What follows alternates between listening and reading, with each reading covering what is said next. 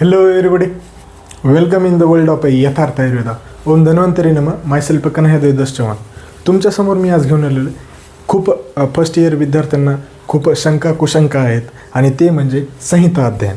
तर हे संहिता अध्ययन जर बघितलं मित्रांनो तर याच्यामध्ये आपल्याला आयुर्वेदांच्या मूलभूत बेसिक्सपासून आपल्याला बघावं लागतात.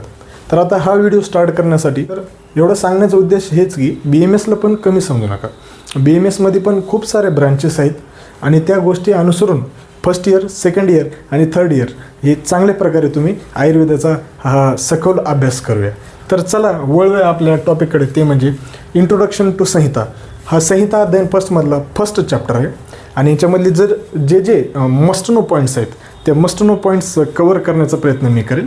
तर नीट काळजीने गोष्ट ऐका, म्हणजेच आपल्या कन्सेप्ट्स दूर करा, है की नाही. तर पहिलं त्यांच्यामध्ये मस्ट नो पॉईंट सांगितलेले ते म्हणजे संहिता टर्म एक्सप्लेन करा. तर संहिता म्हणजे काय मित्रांनो, तर संहिता म्हणजे एखादा ग्रंथ एखाद्या विषयावर सखोल अभ्यास करणे. तर सम प्लस त या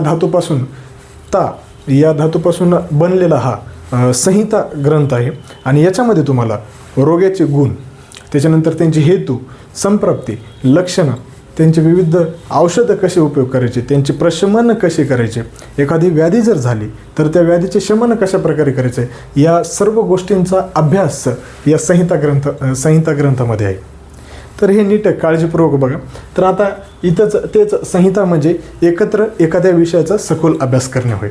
तर आता त्याच्यानंतर नेक्स्ट मस्ट नो पॉईंट त्यांनी सांगितलेले की आयुर्वेदामधील बृहत्त्रयी कोणते.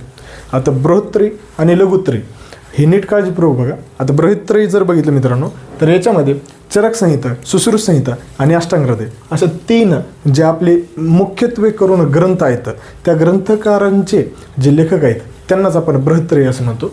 तर चरक संहितामध्ये आचार्य चरक येतात. आता हे जे चरक संहिता आहे हे खास करून काय चिकित्सा या विषयाचा सखोल अभ्यास करते आणि व्याधींचे शमन करण्यासाठी यांच्यामध्ये चिकित्सा कशा प्रकारची केली जाते या सर्व गोष्टी या चरक संहितामध्ये येतात. त्याच्यानंतर दुसरा ग्रंथ आहे ते म्हणजे सुश्रुत संहिता. आचार्य सुश्रुत हे जे शल्य चिकित्सेमध्ये त्यांच्यामध्ये प्रावृत्त होते आणि त्यांच्यामध्ये त्यांनी सखोल अभ्यास केलेला आहे. सर्जरी वेगवेगळ्या टाईपची त्यांनी खूप सारे सर्जरी केलेली.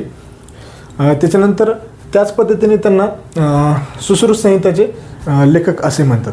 त्याच्यानंतर तिसरा ग्रंथ येते ते म्हणजे अष्टांग हृदय आणि याचे आचार्य वाग्भट, म्हणजेच आपल्याला अष्टांग हृदय बघायचं आहे की नाही. तर याच्यामध्ये त्यांनी 8 अंगांचा उपदेश सांगितलेले.